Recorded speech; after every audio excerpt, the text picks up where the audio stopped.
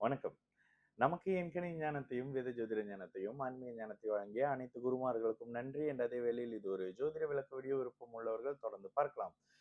நமது 18VUI YouTube சேனலை subscribe பண்ணியிருக்கின்ற அனைத்து தோழிகளுக்கும் நமது நன்றிகள். இன்றைக்கு ஒரு ஜாதகம் எடுத்து வந்திருக்கேங்க. ஜாதகத்தை போட்டு தான் இன்னைக்கு நம்ம பேச போறோம். ஓகே.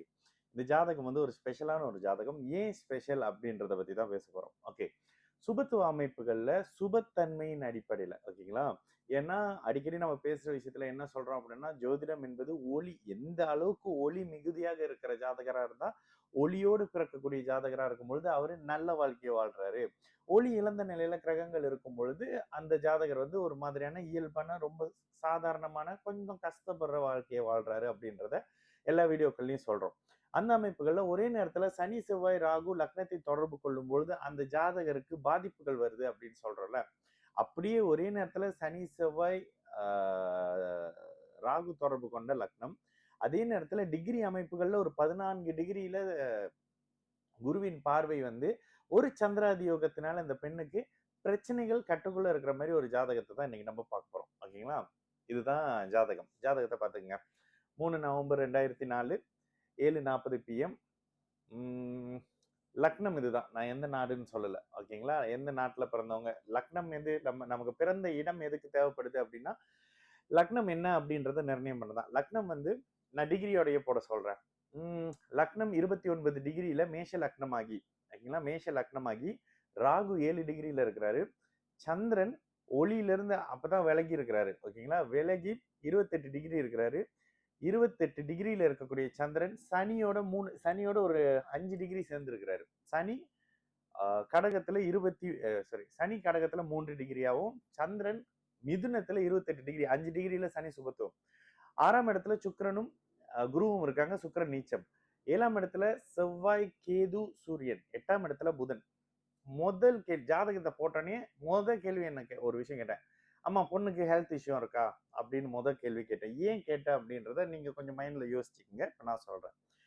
லக்னம் சனி செவ்வாய் ராகுவோட தொடர்புல இருந்து கூடவே அட்டமாதிபதி 6ஆம் அதிபதி 8ஆம் இடத்துல நிரந்தரமா வாழ்நாள் முழுக்க மருந்து சாப்பிடுற மாதிரியான நோயை கட்டுக்குள்ள வைக்கக்கூடிய அமைப்புகள்ல சந்திராதியோகத்துல இருக்காரு. இதனாலதான் எடுத்தோன்னே இந்த மாதிரி இருக்காமன்னா ஆமாங்க, இந்த தோல் சம்பந்தப்படுற பிரச்சனைகள் இருக்கு. ராகு பாம்பு தோல்னு எல்லாம் போய் கேட்பீங்க. ராகு லக்னத்துல இருக்கும்போது அந்த மாதிரியான தோல் சம்பந்தப்படுற மாதிரியான விஷயங்கள் அப்படி இப்படின்னு சில விஷயம் சொன்னாங்க. ஓகே. அடுத்த ஜாதகம் அப்படியே பேசிக்கிட்டு இருக்க. பொண்ணு வந்து பிறந்த இடத்துல தங்க விருப்பம் இல்லாத ஜாதகமா. இப்ப பிறந்த நாட்டுல எல்லாம் செட்டில் ஆக மாட்டாங்க. கல்யாணம் கொண்டு பிறந்த நாட்டுல இல்லைங்க, அவங்க இங்கல்ல ஆஸ்திரேலியால இருக்கிறாங்க. 2வது விஷயம் ஆஸ்திரேலியா தான் நினைக்கிறேன், எனக்கு சரியா தெரியல. ஆனா ஏதோ ஒரு வெளிநாட்டுல இருக்கிறாங்க. ஓகே. என்ன நடக்கும் இப்ப அவங்களுக்கு நடந்துகிட்டு இருக்கிறது சனி தசைங்க. அந்த அம்மா கிட்ட நான் ஒரு விஷயம் சொன்னேன். சனி தசை இந்த பொண்ணுக்கு 2010 இருந்து நடந்துகிட்டு இருக்குங்க. 2010 2011 இருந்து நடந்துகிட்டு இருக்கு. சனி தசை வந்ததுல இருந்து நீங்க நல்லா இல்ல அம்மா, நீங்க நல்லா இல்ல அப்படின்னு சொன்னேன். சைலண்டா இருந்தாங்க. நீங்க தான் சொல்லணும் அப்படின்னு சொன்னனே. ஆமாங்க அப்படின்னு. ஏன் இதை சொன்னோம் அப்படின்னா 4ஆம் அதிபதியை கெடுத்து 4ஆம் வீட்டுல சுபத்துவமாக அமர்ந்திருக்கிற சனி தசை.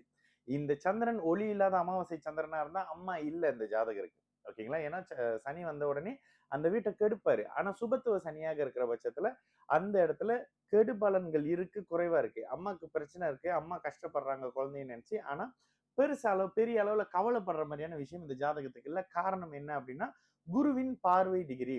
ஒரு 15 டிகிரியில குரு வந்து லக்ன சந்தியில தான் பிறந்திருக்கிறாங்க. மேஷ லக்னத்தின் சந்தி. இதை கூட நான் கன்ஃபார்ம் பண்ணேன். பொண்ணுக்கு சரியான கோவக்காரங்களாமான்னொன்னே சரியான கோபம் வருங்க பொண்ணுக்கு.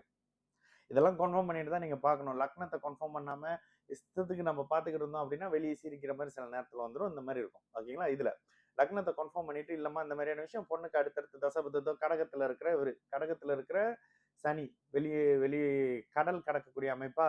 அடுத்து 8ஆம் இடத்துல இருக்கிற புதன் கடல் கடக்கிற அமைப்பா. புதன் முடிஞ்சு கேது சொல்லவே வேணாம். கேது முடிஞ்சு சுக்கிரன் 12ஆம் இடத்தோட தொடர்பு. சுக்கிரன் சுக்கிரன் முடியும் போதே அவங்களோட வயசு எங்க வந்துடும். சுக்கிர தசை அவங்களுக்கு முடியும் பொழுது 2073 வந்துடும். 2004 பிறந்தவங்களா. ஆமா, 2004 பிறந்தவங்க 2073 அப்படின்ற மாதிரி நிலைமையில முழுக்க வெளியே செட்டிலா இருக்கக்கூடிய ஜாதகம். ஓகே. இவங்களுடைய தொழில் என்னவாக இருக்கும்? இன்னொரு ஜாதகம் எடுத்து வச்சிருக்கேன். இவருடைய தொழில் என்னவாக இருக்கும் அப்படின்னு பாக்குறப்ப நேரடியாக 1வது நிலை சுப அமைப்புல யார் இருக்கிறா அப்படின்னு பாத்தீங்கன்னா சனியும் புதனும் தான் இருக்கிறாங்க. நல்லா பாத்தீங்கன்னா அம்சத்துல கூட பாத்தீங்கன்னா செவ்வாய் சுக்கிரனுடைய வீட்டுல இருந்தாலும் சனியும் புதனும் தான் நேரடி அமைப்புகள்ல சுப அமைப்புல இருக்காங்க. சரி, சனியும் புதனும் என்ன பண்ணுவாங்க அப்படி? இவங்க என்ன பண்றாங்கன்னா மெடிக்கல் லைன்ல போய்க்கிட்டு இருக்காங்க. இல்லம்மா, மெடிக்கல் லைன் இவங்களுக்கு வராது. லக்னம் மெடிக்கல் லக்னமாக இருந்தாலும் சனி புதனின் கலப்பு அமைப்புகள்ல சில விஷயங்கள் வரும். ஏன்னா அடுத்து அவங்களுக்கு புதன் தசை 27ல புதன் தசை வரப்போது. புதன் தசை டெக்னாலஜி, ஐடி, சாஃப்ட்வேர் சம்பந்தப்படுற மாதிரியான விஷயங்களை கொடுத்து அதுல மெடிக்கல் எக்யூப்மெண்ட் மாதிரியான சில விஷயங்கள் பண்ற மாதிரியோ இல்ல லெபரேட்டரியில சில சில விஷயங்களை ரிசர்ச் பண்ற மாதிரியான சில விஷயம் அப்படின்னோடனே ஆமாங்க அது சொன்னாங்கங்கன்னு சொல்லி ஒரு விஷயம் சொன்னாங்க, அது மறந்துட்டேன்.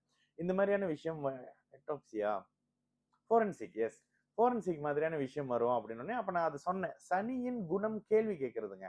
சனியின் குணம் சந்தேகப்படுறது. லக்னத்தோட அந்த அமைப்பு இருக்கா, தேடுறது, தேடி பார்க்கிறது, ஆராய்ச்சி செய்யக்கூடிய அமைப்பு. இந்த இடத்துல புதன் அதுக்கு கடுமையா சப்போர்ட் பண்ணுவாரு சந்திராதி யோகத்துல இருக்கிறதுனால. சோ இந்த அமைப்புகள்ல முழுமையா நேரடி எம்பிபிஎஸ்ல இந்த பொண்ணு வர மாட்டாங்க. ஆனா எம்பிபிஎஸ் படிச்சுக்கிட்டு இருக்காங்க. ஏன் எம்பிபிஎஸ் படிச்சுக்கிட்டு இருக்காங்க? அவயோக தசை. அவயோக தசையில இதுல இன்னொன்னு சொன்னேன், இந்த பொண்ணுக்கு அவயோக தசை யோக தசையா வந்திருந்தா கூட யோக தசை அந்த அளவுக்கு நல்லா இல்ல. சந்திரன் சனியோட சேர்ந்திருக்கிறாரு, சூரியன் நீச்சமா இருக்கிறாரு, நீச்சமாகி கிட்டத்தட்ட கேதுவோட அப்படி இப்படின்னு ஒரு மாதிரி பலவீனமா இருக்கிறாரு. அதுக்கப்புறம் செவ்வாய் பாத்தீங்கன்னா செவ்வாய் கொஞ்சம் லக்னாதிபதினாலும் கூட லக்னத்துல செவ்வாய் இருந்து அப்படி இருக்காரு. ராகுவும் செவ்வாயின் பார்வையில சனியின் பார்வையில இருக்காரு. சோ அவயோக தசை வராம இந்த பொண்ணுக்கு யோக தசை சூரிய சந்திரன் செவ்வாய் தசை இந்த பொண்ணுக்கு வராம நல்ல வேலையாக அவயோக தசை எல்லா அவயோகர்களும் பௌர்ணமி சந்திரனுடைய தொடர்புல சந்திர அதியோகத்துல அப்படின்ற மாதிரியான அமைப்புகள்ல இருக்காங்க. இந்த பொண்ணு பிறந்ததே குரு திசையில. ஓகேங்களா? இப்ப இந்த பொண்ணு என்ன பண்ணுவாங்க? மெடிக்கல் துறையில எம்பிபிஎஸ்ஸா மட்டும் இருக்க மாட்டாங்க. இதனை தவிர்த்த மத்ததா இருப்பாங்க. ஃபோரன்சிக்கா இருப்பாங்க, தேடுறதா இருப்பாங்க, ஆராய்ச்சியா இருப்பாங்க, லெபரேட்டரி. சனி தாங்க அதிக சுபத்துவம். சனியும் புதனும் சுபத்துவமாக இருக்கிற பட்சத்துல மருத்துவ மெடிக்கல் எக்யூப்மெண்ட்ஸ், மருத்துவத்துக்கு பயன்படுத்தக்கூடிய பொருட்கள் இதெல்லாம் சொல்லி புதன் தசை ஒரு மாதிரி நல்ல பலனை வெளியே சொல்ல முடியாத மாதிரி பண்ணுங்கன்னு சொன்னா அது அந்த அம்மா அவங்களுக்கு விளங்குற மாதிரி சொன்னேன், உங்களுக்கு சொல்ல. 6ஆம் அதிபதி 8ஆம் இடத்துல புத்திசாலியாக இருக்கிற காரணத்தினால அப்படின்ற மாதிரி. இந்த ஜாதகத்தை எதுக்கு நான் உங்களுக்கு எடுத்து வந்தேன் அப்படின்னா, யோக தசை இந்த இந்த இந்த ஜாதகத்துக்கு வந்திருந்தா கடுமையான நோய் அமைப்புகள் இருந்திருப்பாங்க. நல்ல வேளை இந்த குழந்தைக்கு சூரிய சந்திர செவ்வாய் தசை வரல. இங்க குரு தசையில பிறந்தவங்க பிறந்த அமைப்புகள்ல பாத்தீங்கன்னா அவங்களுக்கு பிறந்த நாடு எந்த நாடுன்னு நான் சொல்ல விரும்பல. பிறந்த நாட்டினுடைய கலாச்சாரமே அவங்களுக்கு பிடிக்கல. இதெல்லாம் ஒரு நாடாங்க அப்படின்னு வாங்கலாம். ஓகேங்களா? நானும் சொன்னேன் இதெல்லாம் ஒரு நாடாங்கன்னே கேட்பாங்களே அப்படின்னு. ஆமா சார் அப்படின்னாங்க. சோ அந்த மாதிரி இருந்து வெளிநாடுகள்ல நம்ம நல்லா சம்பாரிச்சுக்கிட்டு வாழ்நாள் முழுக்க ஏதோ ஒரு சின்ன பிரச்சனைக்காக மருந்து எடுத்துக்கிட்டே இருக்கிற மாதிரியான ஜாதகமா இருக்கும். அப்பப்போ வரும் போகும் வரும் போகும் அப்படின்ற மாதிரி ஆமாங்கன்னு ஒத்துக்கிட்டாங்க. ஓகே, இதுதாங்க இன்றைக்குடைய ஜாதகம். இந்த ஜாதகத்துல நான் இதை எடுத்துட்டு வந்த ஒரு காரணம் என்னத்தினால அப்படின்னாக்கா, முதலாவது நிலையாக லக்னத்தை சனி செவ்வாய் ராகுன்னு சொல்லி எல்லா பாபர்களும் தொடர்பு கொண்டிருக்கக்கூடிய நிலையில அடுத்ததாக லக்ன டிகிரி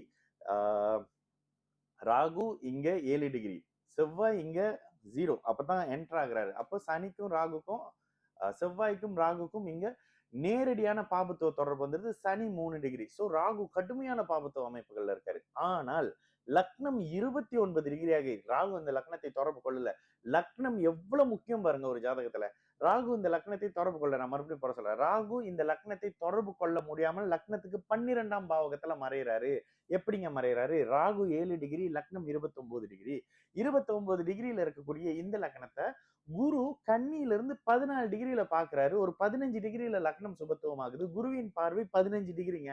15 டிகிரி குருவின் பார்வையுடைய அந்த ஒளி வீச்சு இருக்கும். உச்ச குருவின் ஒளி வீச்சு 45 டிகிரி. கிட்டத்தட்ட 3 ராசி அவரால் சுபத்துவப்படுத்த முடியும். பௌர்ணமி சந்திரன் பௌர்ணமி சந்திரனுக்கு நிகராக. அதனாலதான் நம்ம சந்திர அதியோகம் அப்படின்னு சொல்லிட்டு பேசுவோம் பாருங்க. இந்த அமைப்புகளை கடந்து இங்க இந்த குருவின் பார்வை லக்னத்துக்கு இருக்கிறதுனாலையும் ராசி ஒளியாக இருக்கிறதுனாலையும் பௌர்ணமில இருந்து வெளியில வந்து அப்பதான் கொஞ்சம் ஒரு மாதிரியான இருக்கக்கூடிய நல்ல ரவுண்டு சந்திரன் தான் அவரு. ஓகேங்களா? பஞ்சமி இது கூட இன்னும் தொடல.